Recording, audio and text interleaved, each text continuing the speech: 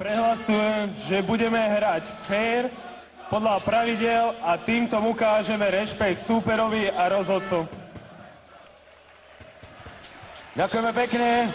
A teraz pár slov od Gorana Pandeva. To isté v Macedónčine od Gorana Pandeva, najväčšej hviezdy futbalu v krajine našich súperov. Alebo to za prekvapenie považovať nemôžeme. Tak prekvapenie možno trošku z našej strany, že Mareka sme dlhšie nevideli v základnej zostave, ale... Teraz prichádza šanca pre Hamšíka, ktorý vypichol loptu Popovovi. Hamšík na Hološka. Hološko ide do pokutového územia pekne cez Noveského. Šanca pre našich, bude z toho niečo. Miňo Stoch, ale už bol pri ňom Šikov. Tričkovský. Pekná strela od hráča Apoelu Nikózia, ale spoľahlivý zákrok Jána Muchu. Teraz môže ohroziť pri priamom kope. Pripravená ľavačka Gorana Pandeva.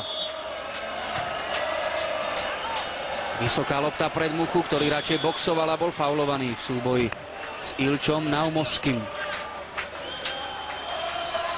Čítali sme vyjadrenie Ilča Naumoského pre denník Vreme, ktorý vychádza v Skopje, hlavnom meste Macedónska. Povedal, že v šprinte a naši nepodporili ten útok už tak, ako sa mohlo zdať. Pozor na Pandeva, to nebol offside, zdalo sa nám, že v ňom bol Naumoský. Saláta už nedovolil najväčšej hviezde súpera vystreliť. A keďže Macedónci nemali príliš rýchlu snahu dostať sa ku priamému kopu, Claudio Čirketa končí prvý pol pred vlastným pokutovým územím, ale prebíjame sa tam. Výborná šanca pre naše mužstvo. Prvá v zápase Maliu Vladovajs. Nuredinovský zachraňuje po 40 sekundách druhého polčasu. Filip Hološko išiel ďalej od 16. Vladovajs, to čo sme spomínali v prvom polčase, z krídelného priestoru sa zasunul viac smerom do stredu útoku a pozrite sa, i hneď sme mali šancu. Loptu od Georgievského. Šumulikovský. Tesne nad brvno. Tak nebol to s číslom 3. Obranca Goran Popov, ktorý teraz vystrašil pasienky strelou z vyše 25 metrov.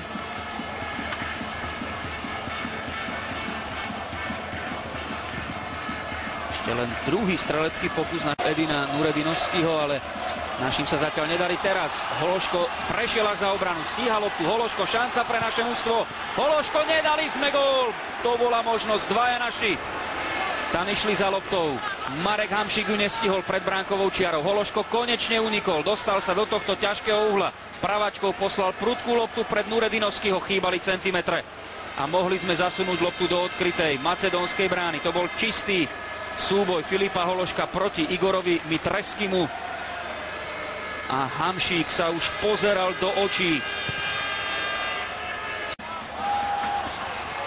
Perfektne nasadil teraz Jasličky Vančemu Šikovovi a ten dostáva žltú kartu v 66. minúte. Dvaja hráči z tejto pravej strany Macedónska potrestaný, Filip Despotovský za faul na Saparu a pred chvíľou Šikov po nedovolenom zákroku Stocha, keď nezniesol jeho Jasličky. Tak opäť Sapara, držíme mu palce, aby mu konečne vyšla nebezpečná lopta pre tohto muža Edina Nuredinovského, 28-ročného brankára, ktorý si zatiaľ v Bratislave drží čisté konto. Nevyšlo to ani tento raz pri pokuse o strieľaný center a Pekaríková zúfa. Škrtel, nedostal sa k lopte od Rističa, ten vysúva Pandeva, pozor na Gorana Pandeva, výborne Mucha. Po 70 minútach veľká možnosť pre rekordného strelca macedónskej reprezentácie, pre Gorana Pandeva.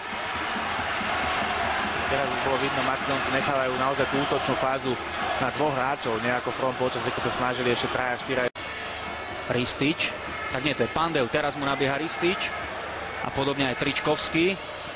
Center Tričkovského prešiel až na Pandeva, pozor na ňo, Pekarík odkopol loptu, ale super je stále na dostrel, vo veľkej šanci, nezbavili sme sa toho nebezpečenstva a vydýchli sme si po obrovskej možnosti Slavča Georgievského.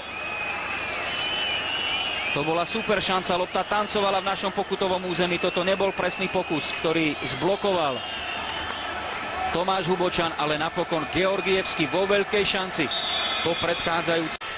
Stoch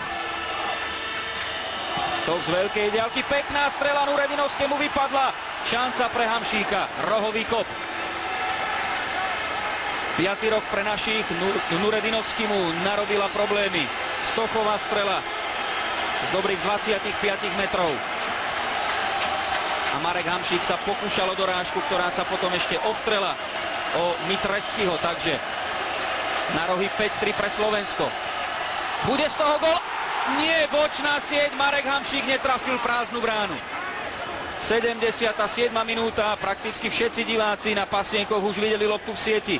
Opäť prešla popred súperovú bránu Marek Hamšík, aj keď potrestaný hráč nášho týmu v kvalifikácii majstrovstiev Európy 2012 Martin Škrtel. Myslím, že možno ešte nám to roce zapískal, pretože už tam... Štvrtá veľká šanca našich v druhom polčase, tentoraz po Stochovej akcii s výbornou prihrávkou do stredu pokutového územia, ale Jendrišek páli nad. Ale mi potvrdil presne moje slova, vlastne vieme, že tými vysokými loptami sme absolútne... Pre súperovho hráča Vanče Šikov je vylúčený a celkom správne. Nič sa tam nedialo, k žiadnemu ošetreniu nedošlo. Macedónsky hráč po pár sekundách okamžite prejavil. Diskutuje s rozhodcom priamo na hracej ploche, tak veríme, že delegát Benny Jakobsen z Dánska toto všetko zaznamená v správe pre UEFA. Nedôstojné divadlo macedónskych hráčov a aj ich hlavného trénera.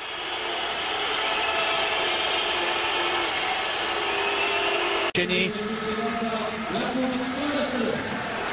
90. minúta. Sapara. 8 brániacich sa Macedóncov vpredu. Len jeden vysunutý hráč Ristič. Teraz lopta do 16, ktorá sa dostáva ku Kuckovi. Nepremieňame ani túto 5. šancu v druhom polčase. Stále 0-0. Jakub Silvesen je prvá akcia, fantastické uvoľnenie, fantasticky si nabehol, vyťahol si toho hráča, urobil si sám sebe priestor, vynikajúco odcentroval. Kucka z tej druhej vlny, to čo sme od neho aj čakali, to čo mal plniť, škoda. Tak nadstavuje sa 5 minút. Jendrišková práca proti Rističovi. Jendrišek vyhol sa aj Georgievskému. Hamšík môže odcentrovať. Dobrá lopta, gól! Gól!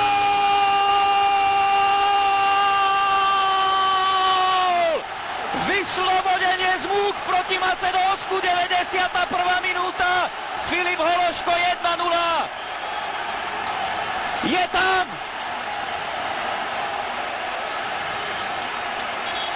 Prvá z 5 nadstavených minút.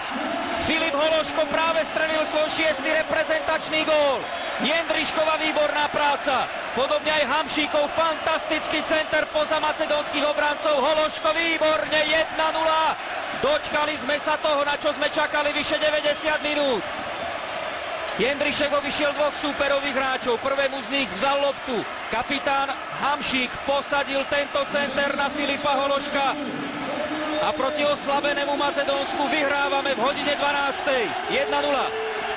Fantastická práca Jendriška, ktorý sa uvoľnil a vlastne právě obranca musel už reagovať na jeho pohyb, čiže sa uvoľnil tým pádom Hamšík a ten center, tak tomu ťažko niečo povedať, to je fantastická lopta, kde ani bránka nemôže ísť, ani stoper do skozu, pretože vlastne je tesne pred vlastnou bránou. A Mitresky. Skáču tam dvaja naši hráči. Ešte lopta pred Muchu, ktorý opäť vyboxoval. Center Georgievského a traja proti jednému. Jendrišek posiela loptu okamžite na druhú stranu. Ale áno, zápas sa končí. Zdolali sme Macedónsko 1-0. Pri vstupe do kvalifikácie majstrovstiev Európy 2012 sa potvrdili slová Vlada Vajsa, ktoré povedal už po januárovom žrebe a ktoré zvýraznil v predchádzajúcich týždňoch, že táto kvalifikačná skupina a tieto boje o záverečný turnaj veľkého šampionátu, a my veríme, že naša radosť potrvá v kvalifikácii aj ďalej a že toto bude ten správny odraz pred mimoriadne náročným útorňajším stretnutím na štadióne Lokomotívu Moskva proti Rusku